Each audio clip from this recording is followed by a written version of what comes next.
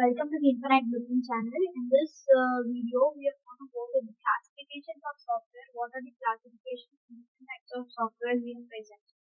In this, when you do a particular project, you have the based on application and the based on copyrights. Here, there are several softwares that you're going to do a project. You need to analyze which software you're going to use to that project. System software, application software, network and web software, immediate software, reservation software, business software, entertainment software, artificial intelligence software, scientific software, utility software, document management software are based on applications. You need to choose which software you want. Here, based on copyright, you also need to check whether it is original or not. You can use commercial software, shareware software, freeware software, domain software. In this, here, what the software you need to use for that particular project. Here, system software is given. In this, you need to run with the hardware itself. Next, application software, like you need to build users, generics, customization, and everything. Next, networking software like server, security tools, and everything you need to do in that. Next, embedded software. What embedded software is like a built-into hardware like washing machine, satellites. Next, what is reservation software? Reservation software is something when you make an applications like flight, hotel, stars, and everything. You need to use reservation software. Next, what is business software? Business software is something that you need to run on for the operations like inventory, banking, hospitals, schools, and everything. Next, what is entertainment software? Like games, education tools, translating and mapping apps, and everything. You need to use entertainment software. Next, AI software like pattern recognition, neural network, expert system. You need to take up on the AI software. Next is scientific software. What is scientific software? Like scientific engineering work like AutoCAD, everything. You need to use it. Next, what is utility software? For a specific job, you need to use a utility software.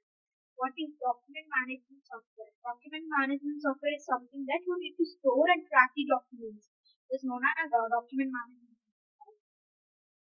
Here, we have seen before, but it is a brief intro of what are the software used for. Here, based on the copyright, you also own it. What you can do with it, you need to specify here. Here, commercial software is given. You can buy it or copy or modify it. Here, shareware is like a name where you can post your software. Next, freeware is like you can copy, share, and even modify it. For public domain, no owner at all. You can do anything from it. Next, this is the most important for every project what you want to go to do it. Here, software development life cycle. A life cycle is what which gives you a path how to do a particular thing. So, software development life cycle is something that planning, designing, building, testing, and releasing software. So, it does not happen randomly. So, you need to initiate correctly so you can do it properly. Here, why it matters the most is like it gives a clear and organized framework for managing each phase. So when you use a software development life cycle in your project, so you have the planning and structure of doing the project in a mannered way. Next, it also defects early and it also saving cost for time leaders and all. And it's also ensure the final product meets the user requirements or not. This is the most important. When a client gives you something of any particular domain or a project, you need to meet the requirements of the client. So user does not have any like mistakes to correct or problem or inconvenience in the software which we have built. Here there are the planning are 6 phases we have seen before. Coming to the planning phase, we need to decide what we need to build and why. But suppose if you are going to build a railway system tracker, right? So railway system tracker, in that you need to build what things you want to build, like what are the platforms you want to build, like waiting halls, number of passengers, number of book tickets and waiting list tickets, next AC, non-AC, economy and everything. So based on that, you need to build what you want to build. Is it all you want to build, or you need to have an additional features, you need to check it. Next, defining. So you need to gather the document and detailed requirements. So if you want to build a railway system tracker application, so you need to check what the requirements we need to have, what the documents we need to have for this doing of the project. Next, you need to have a particular plan and architecture system for doing this project. Plan the architecture and system means you cannot build in the middle of the project, right?